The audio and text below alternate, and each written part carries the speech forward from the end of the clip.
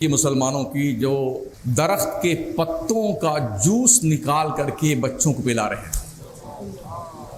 اور خود پینے کے لیے درختوں کی ٹہنیاں توڑ کے لائے ہیں، اس کو جوس نکال کر کے خود وہاں کا آدمی اور عورتیں پی رہے ہیں۔ ایک حیثیت سے بم سے جو لوگ بچے ہیں انہیں بھوک سے مارنے کی پلاننگ ہے۔ آپ حیرت کریں گے یہ سن کر کے، اسرائیل گھٹنوں پہ تو آ گیا تھا، مگر سب سے زیادہ تیل کی سپلائی اس جنگ کے پیریڈ میں اس سعودی حکمران کے دجالوں نے کیا ہے۔ اسرائیل سب سے زیادہ پیٹرول کی سپلائی دی ہے اسرائیل کو سعودی عربیہ نے دی ہے۔ مطلب یہ کہ تم بم برسا کر کے فلسطین کے لوگوں کا وجود ختم کر دو، تمہارے پاس تیل نہیں تو ہم تیل دینے کو تیار ہیں۔ پوچھو ان دجال اہل خبیثوں سے، مردودوں سے اس گاؤں میں جو موچ پہ تاؤ رکھ کے گھومتے، دجالوں تم بتاؤ تمہارے باپ داداؤں نے جو فلسطین کے مسلمانوں کے ساتھ یہ ان کے پیٹھ میں چھرا گھونپا ہے، اس کا کیا جواب تمہارے پاس میں؟ سنیوں کو دینے کیا کیا بکتے رہتے یہ خبیث لوگ، ہے کوئی سے پوچھنے والا؟ تو حالت یہ ہے تقریباً 12 لاکھ بچے ہیں جو اب مرے کہ تب مرے، یہ کنڈیشن ہے۔ نہ دوائیں ہیں نہ کھانے کا سامان ہے، لیکن یاد رکھیں آپ کوئی جنت سے اترے ہوئے لوگ نہیں ہیں۔ خدا نہ کرے یہ دن آپ پر آئے تو آپ کا حال کیا ہوگا؟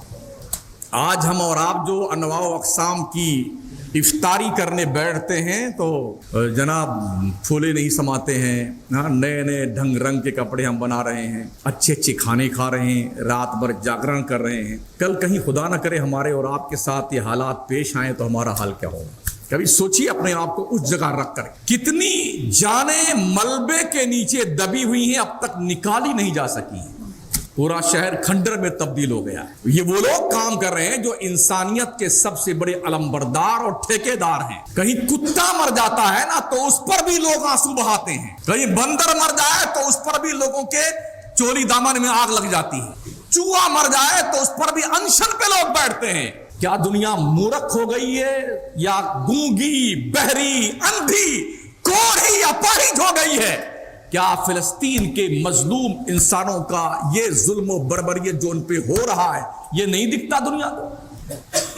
ہوشیار یوں بھی رہنے کی ضرورت ہے۔ بہت ساری ایسی تنظیمیں بھی نکل آتی ہیں، ابھی چل رہا ہے کہ فلسطین کی مدد کیجیے، پیسہ جمع کیجیے، پیسہ جمع کیجیے۔ کون ذمہ دار ہے لے جانے کا؟